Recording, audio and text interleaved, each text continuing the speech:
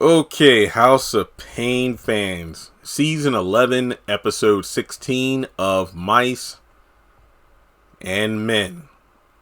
I did not like this episode for several reasons. If I were to score it, I would probably give it like a 1 out of 10. I don't even know.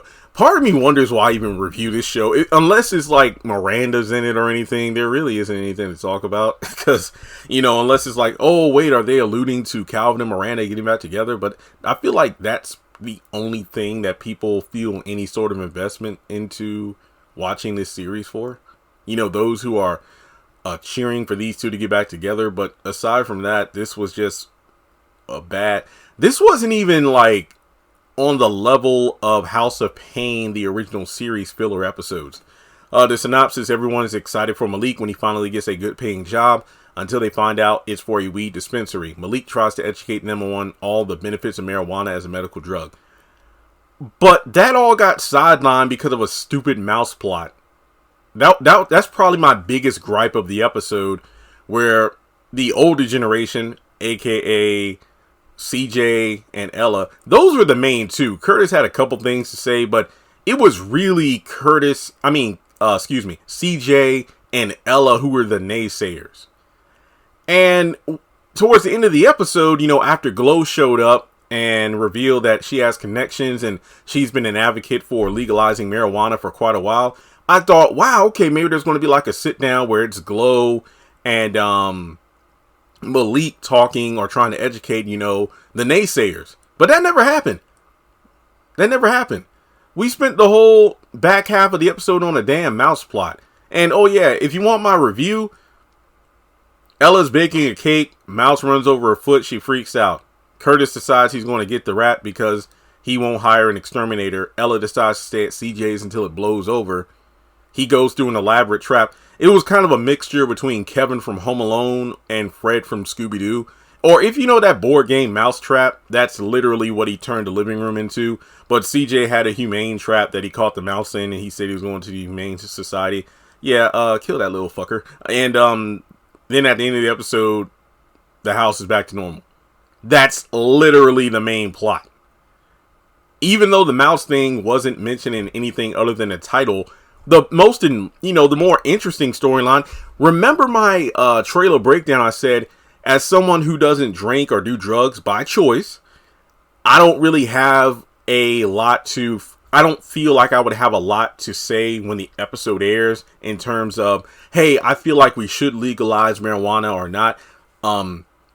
Because I'm not about that life. That's not judging anybody who does drugs. It's just not me. So when the episode came out, I'm like, ooh, I bet my review isn't going to be long because I don't have much to say.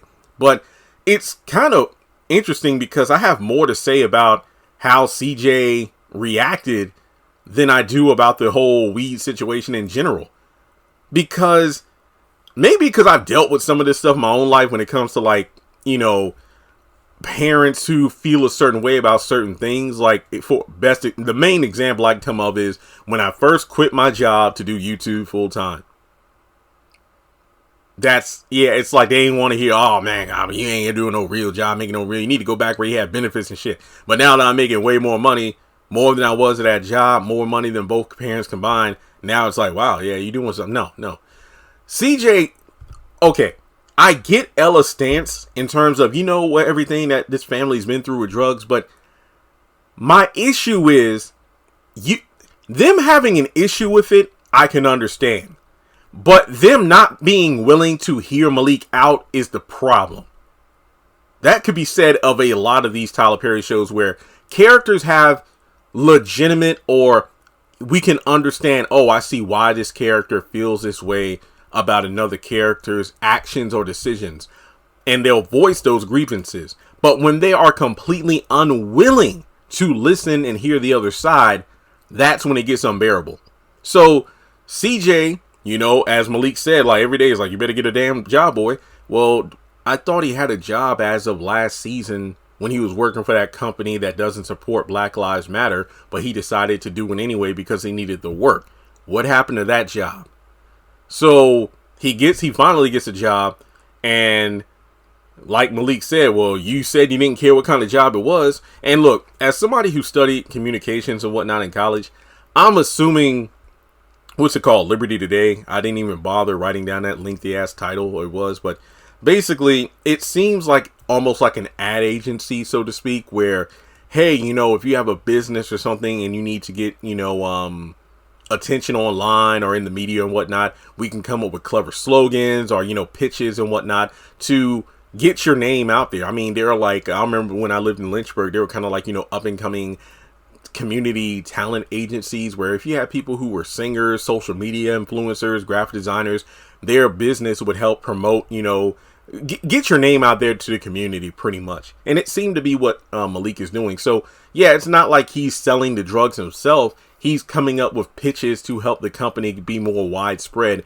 and voice it to, like, city council and whatnot, so that, the communities, problems and whatnot that they want the politicians to take care of, at least make it to their front doorstep. So to actually have the family like turn their back on Malik, just straight up say he's a slinger, a dope dealer, that was pretty fucked up. And that was my biggest grievance with the episode and why I give it a 1 out of 10. It's the fact that we never had I wouldn't even say comeuppance, but that moment of understanding. Go back several episodes, even when Laura's dumbass was trying to start some problems with Calvin about the whole Miranda's like milking you dry, getting all this money to, and then when Calvin read when Laura read the receipts, it's like, but all that money is used on their son. Like, what the hell are you mad about? But by the end of the episode, she was like, yeah, I was tripping. I was raised by a single mom and I shouldn't have acted the way I did. Even though that was a forced as hell drama in that episode, at least we had that moment where she came around. It's the fact that we never had that moment in this episode that made it suck for me.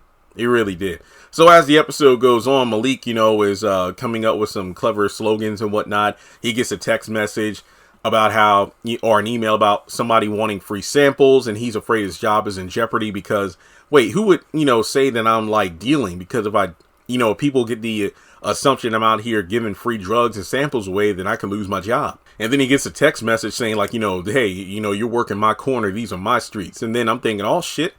Cause I'm like, when Lisa pretty much said that she gave Malik's phone number to, Glow, and then apparently she spread the number out to like, widen his social circle. I'm like, damn, because she made it seem like he was selling drugs too, making things worse. But then Glow comes over and reveals that, hey, I was the one emailing and messaging you because I've been promoting, legalizing marijuana for a while, and I'm very familiar with Liberty Today, so, I can help you out. And I'm like, yeah, this is great. So let's have that moment where we sit down and educate everybody. But we never had it. All we had was Ella chewing Malik out. All we had was CJ chewing Malik out. And that was some bullshit. So that's pretty much the episode in itself. I feel like I could say more, but I've already ranted enough about it. This was bad. It really was. Malik looked fly in the suit. I love his confidence. The fact that he was, ready to work, to get money. And not only that, Lisa did make a blink and you miss it moment where she referenced Jasmine, your evil little sister. So that was pretty cool. Well, yeah, other than that, that's all I got. So let's talk about in the comment section below. This was a disposable episode. All right. So like and subscribe. Follow me on social media. I'll catch you in the next one.